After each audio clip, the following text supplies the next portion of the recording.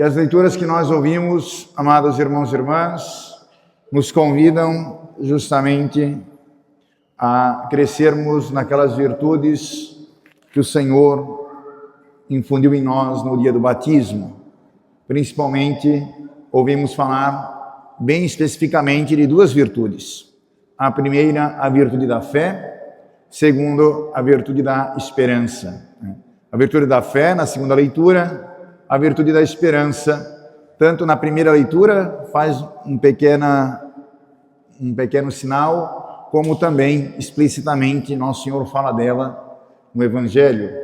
Quando Jesus fala a respeito das coisas futuras, quando Ele nos explica, por meio de parábolas, aquilo que será o juízo final, a vida eterna, a recompensa eterna, como bem claramente Nosso Senhor deixa nas parábolas do Evangelho de hoje, Ele está querendo colocar em nós, e acender em nossos corações a virtude da esperança. Essas virtudes, junto com a virtude da caridade, se chamam virtudes teologais. Por que se chamam virtudes teologais? Porque nós não nascemos com elas e nós não as temos por natureza. O homem não tem por natureza a fé, embora ele tenha por natureza a capacidade da fé, que é a razão, de poder compreender as coisas. Se nós não compreendêssemos, nós não poderíamos acreditar, porque não teríamos acesso a Deus e suas realidades. Porém, só a razão não consegue crer. É necessário uma graça sobrenatural, ou seja, que Deus dê a nós este dom, esta virtude. E também a esperança. Nós não esperamos nas coisas futuras, a não ser que nos seja concedido por Deus. Então, a fé, a esperança, a caridade, elas são virtudes que Deus infunde nas nossas almas no dia do nosso batismo.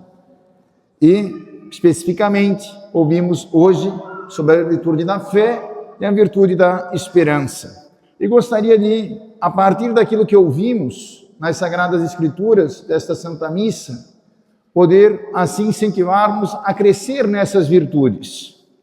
Nós ouvimos falar que Abraão, ele recebeu por dom sobrenatural de Deus a fé, porque Deus se revelou a ele e ele, diante desta revelação, acreditou no Senhor.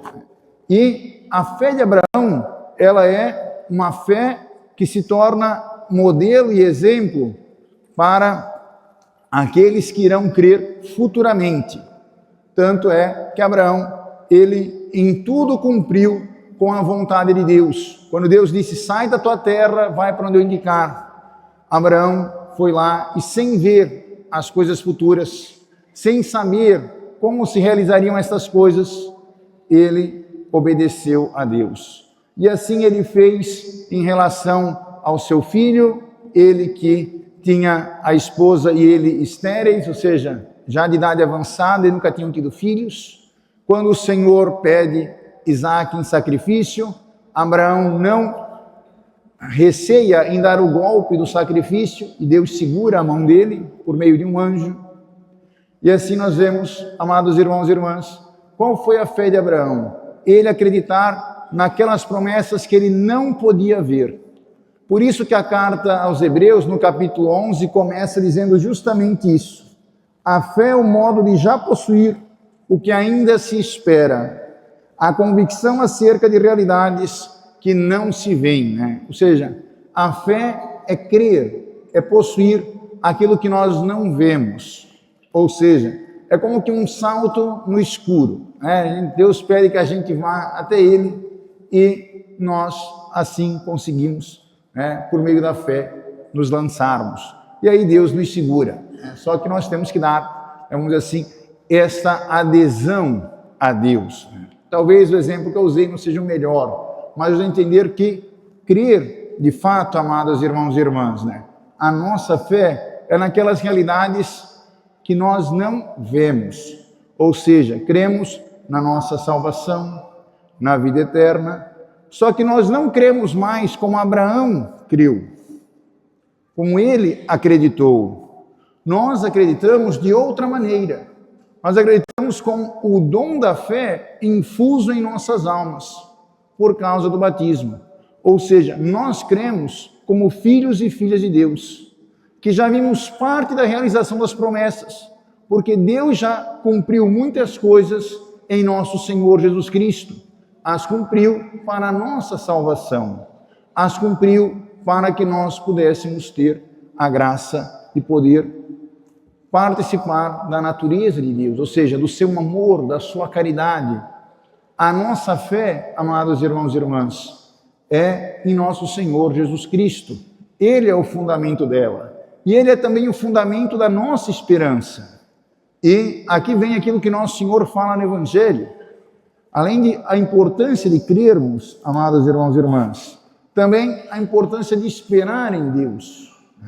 Essa espera, amados irmãos e irmãs, é o quê? É a perseverança numa vida conforme a vontade divina. Nosso Senhor conta uma parábola no Evangelho. Ele fala que nós devemos estar sempre atentos e preparados para que, quando o Senhor voltar, nos encontre atentos. Ou seja, a nossa vida, amados irmãos e irmãs, o fundamento dela deve estar em Deus, nas coisas do alto. Por isso Jesus começa dizendo o que neste Evangelho? Olha, cuidai para guardar os tesouros de vocês, onde não pode ser roubado e onde a traça não pode corroer. E aí diz, e onde está o vosso tesouro, aí está o vosso coração. Ou seja, nós, amados irmãos e irmãs, devemos ter como precioso, como de grande valor, não as realidades deste mundo, que passam e que nos cansam, podemos dizer assim. A nossa salvação é uma salvação eterna, só que nós vivemos neste tempo.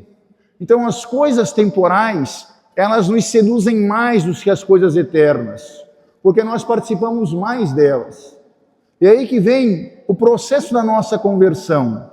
Quando nós acreditamos em Deus e nas suas promessas, quando nós temos as convicções daquelas realidades que ainda não são palpáveis, que elas não estão ao nosso alcance, quando a gente professa a nossa fé, crê em Deus, a nossa esperança cresce. E nós começamos não a esperar nas coisas deste mundo, embora elas também façam parte da nossa esperança, mas nós esperamos mais verdadeiramente nas realidades futuras. E por isso que nosso Senhor ensina a nós que esperar as coisas de Deus, amados irmãos e irmãs, é muito contrário daquela postura de comodismo que muitas vezes querem atribuir a nós cristãos. Ah, o cristão ele espera o céu, a vida eterna, então ele vai cruzar os braços, esperar a morte chegar, como se as coisas desse mundo não tivessem importância. Só que nosso Senhor no Evangelho, ele mostra que a nossa esperança é justamente o contrário. Aqueles que esperam são os que mais trabalham, porque nós esperamos as coisas santas, e elas só chegam a nós, e nós só alcançaremos elas se nós nos esforçarmos em crescer em santidade, se nós buscarmos estas coisas santas em nossa vida. E por isso nosso Senhor usa a imagem de uma casa em que o patrão vai embora e os empregados ficam cuidando daquela casa. E diz nosso Senhor, felizes serão aqueles empregados que quando o Senhor voltar, uma hora inesperada, os empregados estão todos atentos, e assim que ele bater a porta, imediatamente eles abrem aí. E que diz Jesus, este Senhor irá Ele mesmo colocar à mesa e servir cada um deles. Amados irmãos e irmãs, esta parábola, nosso Senhor está falando a respeito do juízo final, da vida eterna. Quem é o Senhor das nossas vidas? Quem que pode dar a vida a nós? Deus. Somente Ele que dá o dom da vida. Mas Deus confia a vida a cada um de nós particularmente. Ou seja, a nossa vida é esta casa que o Senhor confia a nós. Quanto mais nós ordenamos a nossa vida para as coisas de Deus, mais nós somos aqueles empregados, aqueles servos prudentes, atentos, que fazem a vontade do seu Senhor. Na hora certa, amados irmãos e irmãs, Deus virá. E quando ver que nós vivemos uma vida reta, honesta, conforme a sua vontade, seguindo o seu evangelho, vai nos dar a devida recompensa. Mas nosso Senhor nos alerta: podem pensar os empregados que o patrão não volta mais, que ele está demorando, que ele não vai voltar tão cedo. E aí, muitos, amados irmãos e irmãs, caem na tentação de que Deus não vai nos julgar, que Deus não vai ter um juízo final, que podemos viver de qualquer maneira, podemos nos afastar de Deus, viver desordenadamente a nossa vida, que não vai ter nenhuma consequência. E diz nosso Senhor: infelizes destes empregados quando o Senhor chega, porque irá fazê-los participar da sorte dos ímpios, irá parti-los ao meio. Amados irmãos e irmãs, se nós esperamos nas coisas de Deus, nós não devemos deixar levar pelas coisas deste mundo, que nos atraem muito, que nos tentam arrastar para longe de Deus. E o nosso inimigo, o demônio, ele é muito astuto. Ele tenta dividir a nós, os nossos lares, as amizades. Ele tenta dividir-nos com aquelas coisas, às vezes, que são até lícitas, retas, honestas, mas que se nós não sabemos fazer uso bom delas, se nós não crescemos em virtudes, nós nos deixamos levar pelas coisas contrárias.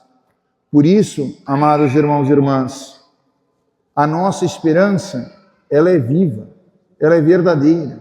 A nossa esperança não decepciona, porque ela está enraizada em nosso Senhor Jesus Cristo. Quando nós entendemos isso, nós começamos a perceber o quanto é valiosa a oração de cada dia, o quanto é valiosa a Santa Missa de domingo, o arrependimento dos pecados, o quão é valiosa a fidelidade de marido e mulher, o quão é valioso os filhos, a educação, o cuidado deles, a obediência aos pais, o quanto nós devemos nos empenhar em santificar o nosso trabalho de cada dia, de oferecer o melhor para Deus, de crescermos cada vez mais em fraternidade, uma vez que somos irmãos e irmãs de fé.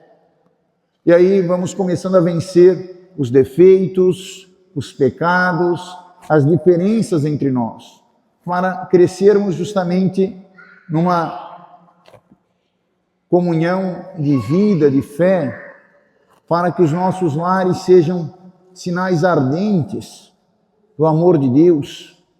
E aí, amados irmãos e irmãs, nós, transformando a nossa vida, convertendo o nosso coração, pouco a pouco vamos convertendo os nossos lares, vamos convertendo o mundo ao nosso redor, vamos dando sinal da graça do amor de Deus. Quando nós, com simplicidade, com amor filial a Deus, vamos vivendo a nossa vida e testemunhando o Evangelho, quantas pessoas não olham para nós e, por graça divina, mesmo com os nossos defeitos, se convertem, elas mudam as suas vidas.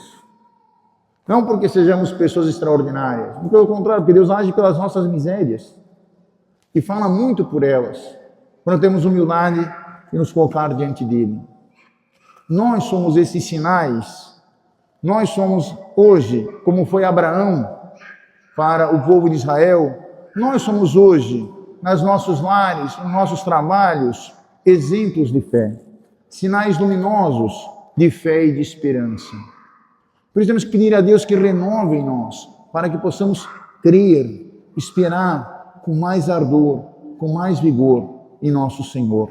E que esta fé e esta esperança nos façam homens e mulheres novos, transformem as nossas vidas, nos façam mais íntimos do nosso Deus, nos aproximem mais dele, para que vivamos cada vez mais na sua graça e no seu amor.